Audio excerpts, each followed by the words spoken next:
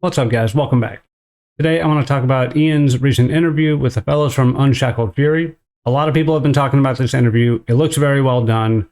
Generally, I've been a fan of Ian. I can appreciate that his answers come from a place of trying to steer a very giant ship.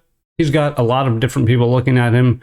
The people on the WoW team working under him, the other folks at Blizzard, the people at Microsoft, the players and the content creators, which essentially serve as the media. They start actually giving him questions about 13 minutes in. I might cut into it just to interject because I think the purpose of giving a very long answer is to touch on a few things, but then get away from them very quickly so that you don't really have to answer for what you've said. What's the biggest evolution that you've seen in the WoW community, in the Warcraft community, since you've come on board as an employee? I don't know that this change is unique to the World of Warcraft community, but I think, as a game that's been going for 20 years now, World of Warcraft and its community have really grown up with the internet. And the way that online communities and the spread of information and discussions have evolved, I think have inevitably shaped how we approach the game and how we approach speaking to our community. What you guys do is awesome, so I don't want to paint a very broad brush here, but I think like the importance and the rise of influencers and content creators in World of Warcraft, but really all gaming spaces, I think is something that we've, really had to think about how it affects the way our community thinks about the game. Using BlizzCon as an example, I've been to, every BlizzCon except the very first. I've been to all of them since 2008 as a developer. Talking to tons of folks, as I would always do. I would always want to get feedback, ask people like, hey, if there's something we could change about the game to make it better for you, what would that be? Prior to around 2016 or so, 2017, you'd get incredibly diverse answers from people. You'd get answers that reflected their personal experience, the things that they and their guildmates complained about or talked about on Vent or whatever at the time that they wanted to, share a piece of their mind with me about. More recently, and this is just how information works, it's much more common to have someone be like, okay, I love the game for the most part, but like there's a few things you need to change. And as they list the first couple, I'm like, I know exactly which video you watched. I already want to pause here because when he's talking about answers he used to get in 2016 and 2017, or prior to that rather, and he says you would get incredibly specific answers about people's experiences that they would talk about in Discord and all that stuff. But he doesn't have like any examples, not even a single example. He just says the feedback would be in the form of, my buddies and I would talk about this on Discord.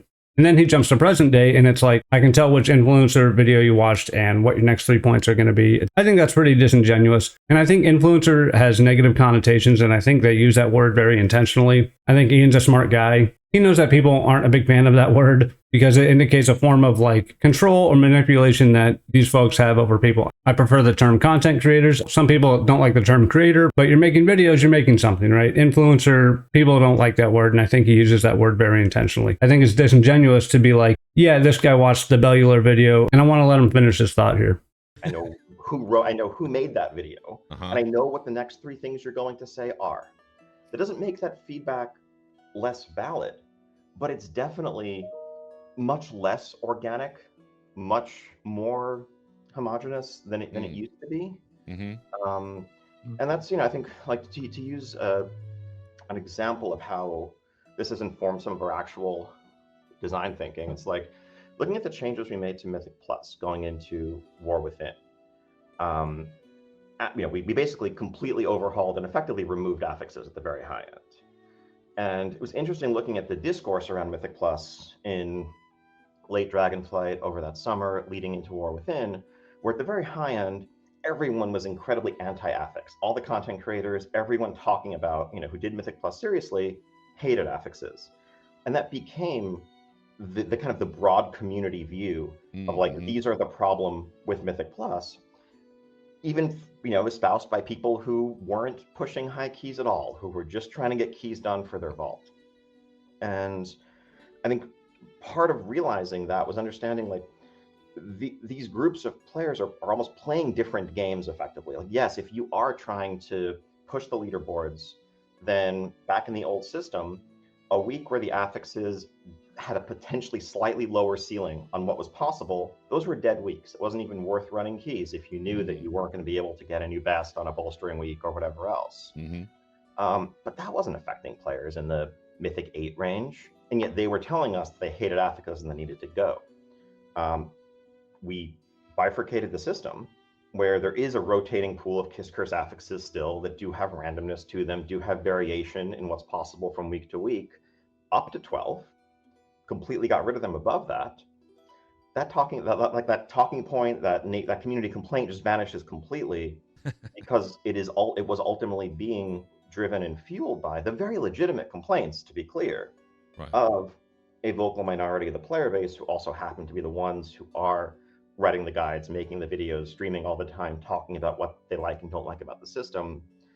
And so like meeting players where they are and understanding what's going to make them happy, what's going to satisfy different audiences, I think we view through a slightly different lens than we used to as we process the feedback that we're getting, because it is often informed by others' perspectives and not just your own experience as a player. Excellent. I don't think it's this 2025 revelation that there's a gap the size of the Pacific Ocean between players pushing the highest keys, doing mythic raids within the first couple months, content creators who are playing this form of content for the majority of their content, of their streams, of their YouTube videos and stuff like that, and your average player. And I would say that WoW has had one of the more resistant player bases when it comes to influencers or content creators. But the fact is, in just about any hobby these days, there is a bigger conversation. There's more access to people talking about it. Just on the internet alone, people can always access content for the hobby they have, even if it's not directly interacting with that hobby. And I think people like that. And if you wanted to find people that are resistant to what the higher end people are saying, you need look no further than the actual BattleNet forums. Now, I've said in the past that this is a poisoned well that Blizzard doesn't like to look at too much because of the crying, pissing, moaning, and screaming that people do on the forums. And I still have that opinion. But even just looking at the topic names of things, you can see that there is a lot of people disagreeing with what others have to say about WoW. But if you think you can fill in the blank with what somebody's going to say next, that's like this almost hubristic mindset. And I think when you're looking for feedback, I don't think that's the mindset you want to have. But there's been plenty of players that have told you to stop designing the game for the top 1% of gamers for years, for a decade, for more than a decade now. This should not be a surprise to you as the game director. This isn't Ian throwing shade at influencers and content creators. This is basically Ian throwing the player base under the bus, disguised as mild contempt for influencers. Again, we use that term influencers because people don't like the term influencers. It has this negative connotation. You go onto the WoW forums now, in the topic about this video, just dozens of people. I don't watch YouTubers or streamers. They have such innate contempt for people talking about the game. And I'm not going to pretend to know everybody's specific reason, but a lot of people just like to hate on people on the internet. A lot of people are jealous. A lot of people just don't like being disagreed with, even if it's from somebody whose videos they don't even watch, right?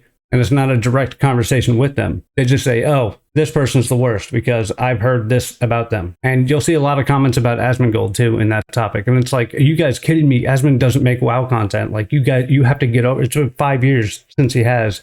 You need to get over that. And you'll also see a lot of people say, oh, they only have these opinions for clicks and for clout and for engagement and stuff like that. But when you really get down to it, anybody doing anything for money in a professional manner has this ulterior motive beyond just the words that they're saying. And it's up to you as a person to determine if those words are authentic or appear authentic enough, or at least cause you to think critically about the subject, for it to be worth watching or listening to. You see a lot of complaints of people say, YouTube only shows me this crap or this crap. YouTube is always trying to show you something that you will watch. If you never click on an Asmongold video, it will stop serving you up Asmongold videos. The YouTube algorithm actually hates me. This channel is almost 20 years old. I haven't posted on it for 20, but I've been watching YouTube forever, right? And it still asks me to customize my feed because I watch a bunch of different things. I really don't even watch WoW content anymore because there's so many other things you can watch, different interests you can pick back up, current events, commentary, stuff on other games, other content creators.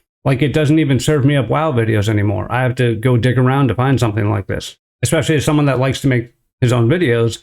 I like my perspective to be as organic as possible. I engage with the game in the amount that I do with my friends or solo content, and then I make guides or videos on topics that I want to talk about. But when Blizzard is throwing everybody else under the bus by saying that people's opinions are too homogenized and he can tell what video you're watching, no, he can't, because it's easy to dismiss if you already think they're full of crap? I think it's super disingenuous. I really don't like that answer. I think it's a cop-out. Blizzard has had every opportunity to realize that there is a gap between 1% players and the rest of the player base. People have said for a long time, stop designing WoW as an esport. That conversation's been going around for at least as long as Mythic Plus has been around, if not longer. I think it's a nonsense answer. And your content really drives people into Mythic Plus, into delves, and into raids. You're going to be hard-pressed to find a lot of super critical opinions or critical thinking about subject matter that aren't those things. So when your game is designed around these 3 big pillars, most of your conversation is going to be around these 3 big pillars. It's not going to be around questing because people have given up on questing being good. It's not going to be on the story because people have given up on the story being any good. Sure, it's Blizzard, the cinematics can be cool and oftentimes are, but most people have written off the story as being something not to get too invested in, right? It's just going to be the backdrop for whatever villain of the week we have.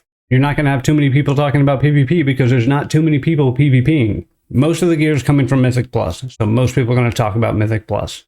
And the rest is, when's the beta coming out? Where's the story going after the World Soul Saga ends? You know, is the game being dumbed down for consoles? These are all such softball questions. I was super disappointed in this. It really didn't seem like there was any substance. And I know a lot of people thought the interview went great and that they pressed Ian on things. I super disagree. I don't think they pressed him on a single issue. I think they let him fire out that slight at the player base and content creators and discard any culpability in the current game design. And that's upsetting to see because it just means we're in for more of the same down the road. I think you have people not caring about things beyond those homogenized opinions because you're going to design the game for Mythic Plus. You're going to design the game so that 5% of the population at most is going to clear Mythic grade. You're going to design more and more solo content so that people can get gear and do their weekly loops. And yeah, every several years, you're going to have to knock the complexity down a couple pegs just so you can build it back up over the next several years after that. That's just how it goes. So I don't know.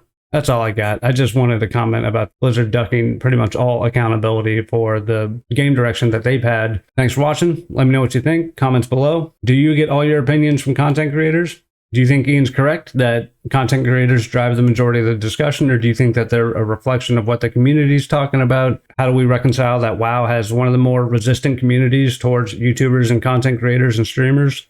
But then also the game director saying that too much of the feedback has been homogenized and can be predicted based on the first couple sentences because he knows what video you watched. That's all I got. Subscribe to the channel, like the video, share the video, comment below, hit the join button for channel memberships. As always, I will catch you in the next one. Thanks for watching. Peace.